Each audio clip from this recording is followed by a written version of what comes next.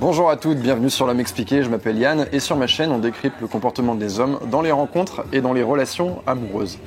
Dans la vidéo d'aujourd'hui, je vais parler d'un phénomène qui touche beaucoup de femmes, beaucoup d'hommes également. Ce phénomène, c'est quand vous rencontrez un homme, que ce soit virtuellement ou dans la vie de tous les jours, vous discutez un peu avec lui et vous n'êtes pas sûr, vous doutez, vous pensez que ce mec ne va pas vous plaire.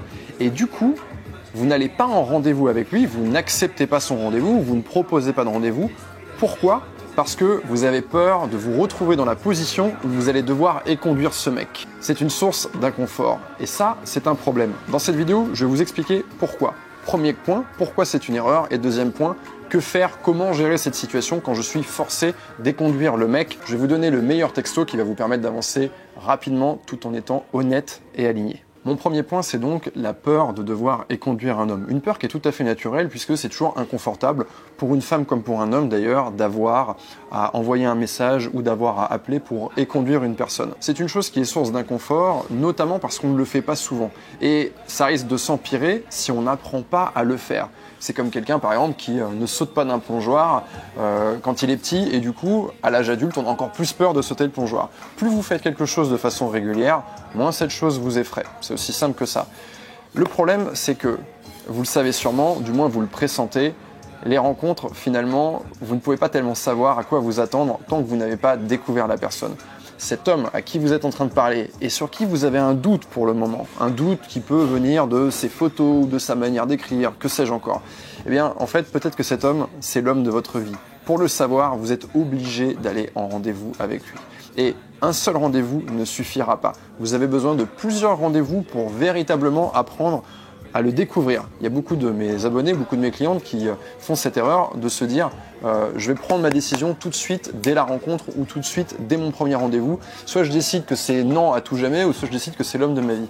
En réalité, quand bien même vous avez un bon feeling avec ce mec, eh bien les rendez-vous qui vont suivre vont vous permettre véritablement de découvrir qui il est réellement. Parce que quand on rencontre quelqu'un, on porte chacune un masque, le masque social, le masque de la personne séduisante. On va se montrer sous notre meilleur jour. Et il faut attendre que cette personne tombe un peu le masque. Donc je peux vous garantir qu'il y a des bonnes surprises. Si vous voulez faire une belle rencontre, avoir une belle relation et une vie amoureuse riche, vous êtes obligé d'accepter qu'il y a des rendez-vous qui ne serviront à rien. Il y a des rendez-vous où vous allez perdre votre temps.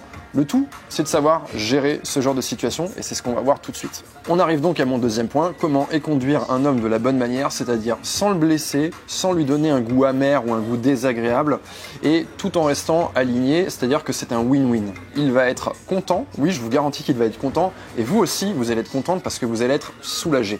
Dites-vous un truc, c'est que éconduire quelqu'un, c'est vraiment un inconfort, mais une fois qu'on est passé à travers cet inconfort, je vous garantis que les deux parties, les deux personnes plutôt, vont avoir un véritable soulagement. Juste avant de vous donner le bon message à envoyer à un mec, comprenez quel est le pire comportement que vous pouvez avoir. Le pire comportement que vous pouvez avoir, c'est de faire traîner les choses en longueur parce que vous ne savez pas ce que fait la personne et ce que pense la personne en face. Et à quoi ça va ressembler, c'est vous rencontrez un mec, vous textotez avec lui, comme vous doutez, vous n'acceptez pas de rendez-vous, il vous propose des rendez-vous, vous répondez mais sans vraiment dire non, vous lui balancez des excuses, vous dites non, je peux pas, je veux sortir. Vous êtes un peu mystérieuse de fait et lui, son intérêt va augmenter. Plus il essaye, plus il vous parle, plus son intérêt il augmente. Et au final, là, on va avoir une véritable amertume parce que cet homme en face, ça pourrait être cette femme également, mais va s'engager dans un processus où j'attends, j'espère et j'ai mon intérêt qui augmente.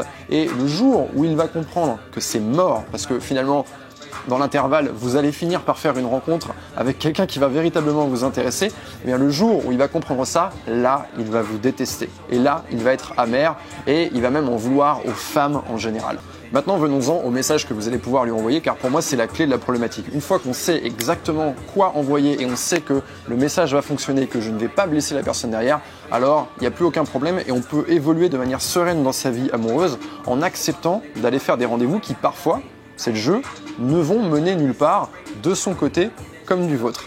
Voilà le message que vous pouvez envoyer à un homme. Salut Fabien, merci pour le verre hier, j'ai passé un super moment, mais je préfère être honnête, je n'ai pas ressenti la connexion que j'espérais. Je te souhaite le meilleur, blablabla, blablabla. Vous pouvez étoffer avec ce que vous voulez, vous pouvez éventuellement faire une petite private joke, mais l'essentiel est là. Si vous n'aimez pas le mot connexion, il y a une de mes abonnées qui a suggéré de remplacer par l'étincelle. Je n'ai pas ressenti l'étincelle que j'espérais. Dans les deux cas, les choses importantes de ce message sont que on va faire preuve de gratitude. On va remercier la personne pour le moment qu'on a passé. Il n'est pas question de savoir si la personne a payé ou pas l'addition. Je remercie la personne parce que cette personne m'a accordé de son temps et de son énergie. Ensuite, je suis honnête et je suis aligné. Je dis que je n'ai pas ressenti la connexion. Et je vais le dire de manière claire. C'est la clarté qui est importante. Inutile d'être fou sur ce point-là. Et enfin, pour être sûr d'avoir été clair et ferme, je termine mon message avec une chose qui ne laisse pas de place à l'interprétation. Le meilleur pour la suite, bonne continuation. Bref, une formule en fait qui indique que c'est à cet endroit que nos routes se séparent. Voilà, maintenant que vous savez comment gérer un rendez-vous qui ne va aller nulle part, n'attendez pas trop avant d'envoyer ce message, vous pouvez le faire dès le lendemain ou le surlendemain, ça sert à rien de laisser traîner le truc. Vous n'avez pas envie que le mec attende 3-4 jours, réfléchisse à un super message, à un super rendez-vous et vous le propose. Mieux vaut arriver avant qu'il rentre dans cette réflexion. Maintenant, vous savez gérer cette épineuse question, mais vous allez faire des rencontres qui vont bien se passer et vous allez avoir une personne qui va vraiment vous plaire en face de vous. Si vous avez des problèmes dans ce genre de situation, que vous n'arrivez pas à lire l'intérêt de la personne, que vous avez envie de connaître ses intentions, que vous avez envie véritablement de séduire ce mec, de le faire tomber amoureux de façon durable, je vous invite à me rejoindre sur mon club où chaque semaine je fais une vidéo de coaching. Le lien est dans la description de cette vidéo et je vous dis à très bientôt.